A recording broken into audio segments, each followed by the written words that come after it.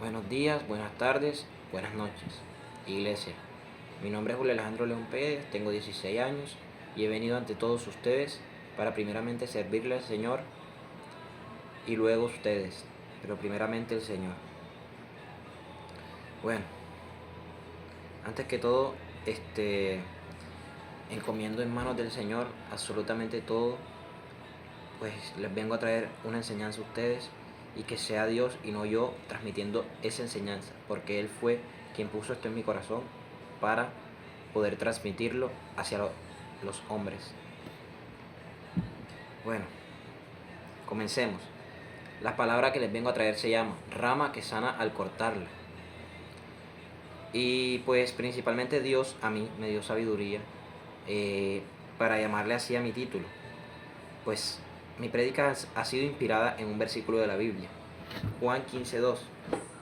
Leamos. Todo pámpano que en mí no lleva fruto lo quitará, y todo aquel que lleva fruto lo limpiará, para que lleve más fruto. Por ahí dicen que lo clásico nunca pasa de moda, y yo creo que lo clásico de, de Dios nunca falla, pues es algo que no sea más clásico en la Biblia que el amor y el perdón. Es algo de lo que predicó Jesús, algo de lo que hablaron los apóstoles, y yo vengo a recordárselos hoy de la mano del Señor. Prosigámonos. Vámonos al primer fruto. El amor es el primer fruto. El primer fruto. Abran conmigo. Primera de Juan 4:8. Léanlo conmigo.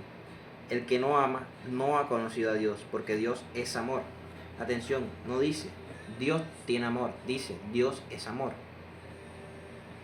El amor es la esencia de Dios. Y ese amor no quedó en teoría. El Evangelio lo demuestra y dice así. Juan 3:16.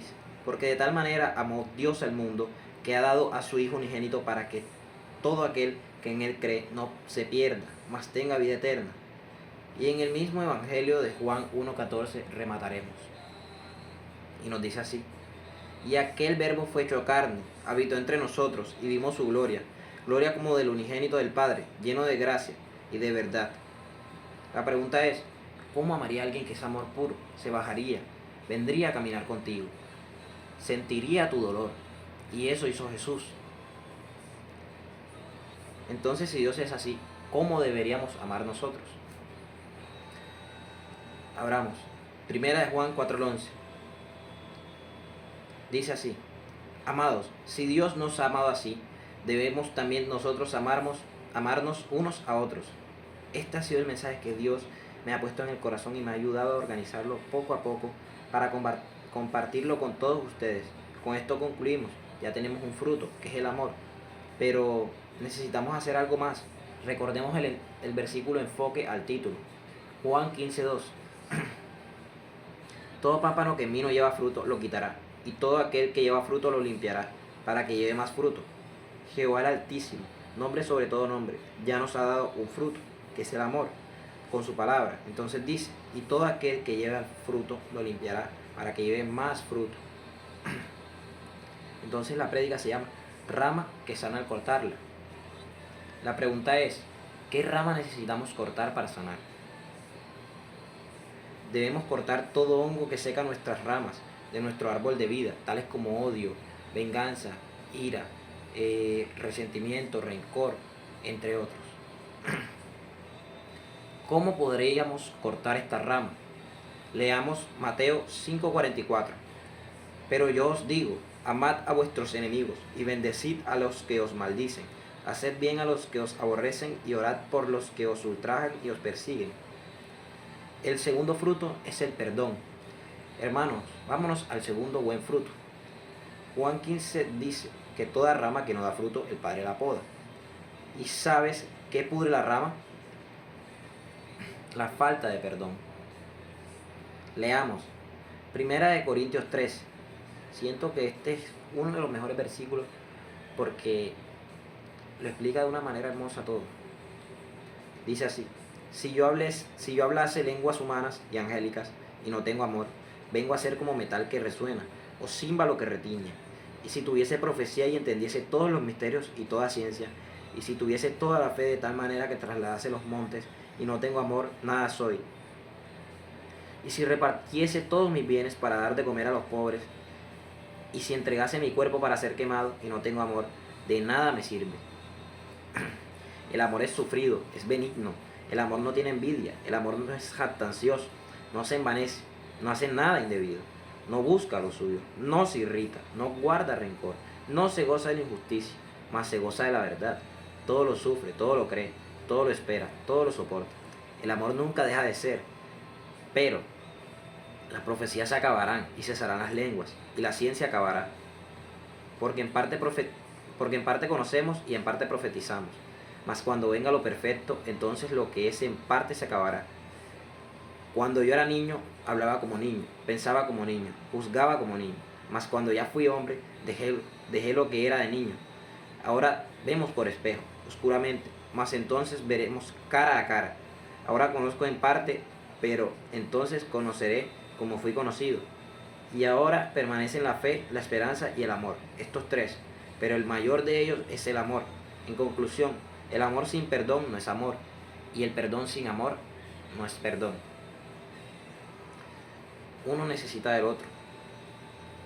Pues ahí dice claramente en 1 Corintios 3, el amor no se irrita, no guarda rencor, pues nosotros debemos perdonarle a todos, no al que me convenga, sino a todos.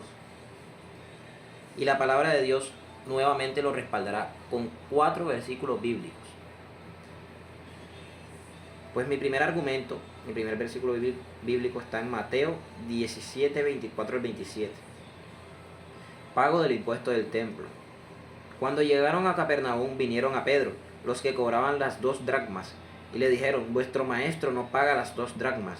Él dijo, sí, y al entrar él en casa, Jesús le habló primero, diciendo, ¿qué te parece, Simón? Los reyes de la tierra, ¿de quiénes cobran los tributos o los impuestos? ¿De sus hijos o de los extraños? Pedro le respondió, de los extraños. Jesús le dijo, luego los hijos están exentos. Sin embargo, para no ofenderles, ve al mar y echa el anzuelo, y el primer pez que saques, tómalo, y al abrirle la boca hallarás un estatero. Tómalo y dáselo por mí y por ti. Segundo argumento y versículo bíblico. Mateo 18, 21 al 22.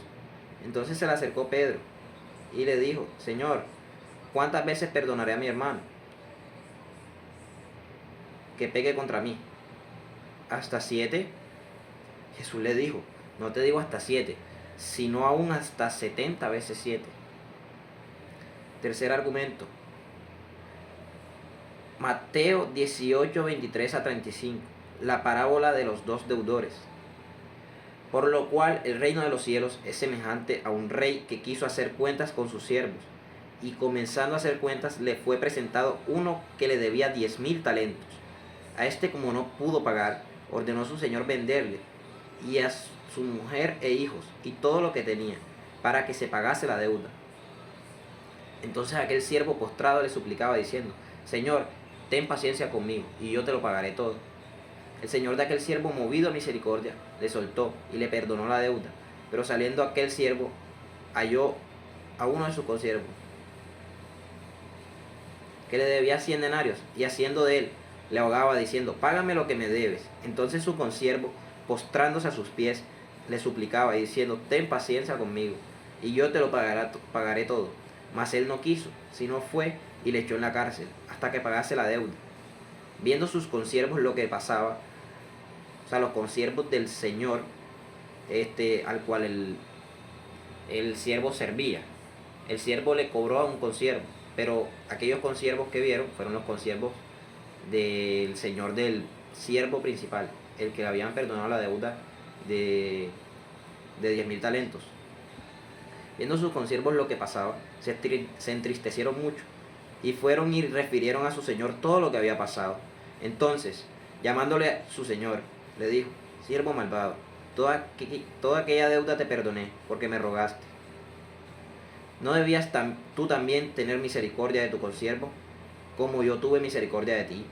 Entonces su señor, enojado, le entregó a los verdugos hasta que pagase todo lo que le debía.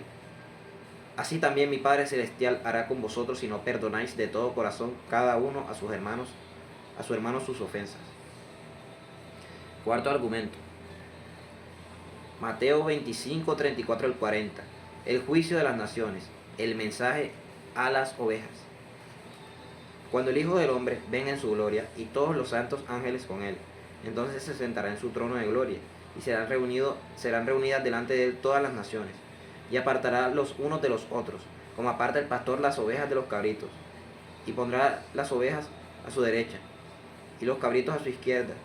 Entonces el rey dirá a los de su derecha: venid, benditos de mi Padre, heredad el reino preparado para vosotros desde la fundación del mundo, porque tuve hambre y me disteis de comer, tuve sed y me disteis de beber, fui forastero y me recogisteis, estuve mudo y me cubristeis, enfermo y me visitasteis, en la cárcel y vinisteis a mí. Entonces los justos le responderán diciendo: Señor, ¿cuándo te vimos hambriento y te sustentamos, o sediento y te dimos de beber?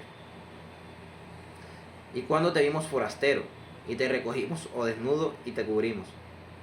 ¿O cuándo te vimos enfermo o en la cárcel y vinimos a ti?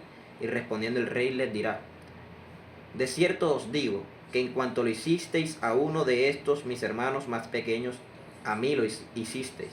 Esto quiere decir que si amamos y perdonamos a los demás, estamos reflejando la esencia de Cristo en nosotros. Hoy Dios nos ha mostrado aquellas ramas que debemos cortar y aquellas que debemos dejar para dar frutos como los siguientes: gozo. Gana gozo porque el rencor pesa, pero el perdón aligera. Paz, porque duermes sin guerra en la mente. Paciencia, porque Dios te aguanta, tú aguantas. Benignidad, porque te nace hacer el bien al que te hizo mal. Bondad, porque cambia maldición por bendición. Mansedumbre, porque el perdón suaviza el corazón duro. 7. Dominio propio, porque tú decides, no tu ira. Cortas una rama de rencor, ganas 7 frutos de Dios. Por eso, sana al cortarla. Dios los bendiga, Iglesia de Cristo, siervos de Jehová y seguidores de Cristo. La paz del Señor sea con todos vosotros. Amén.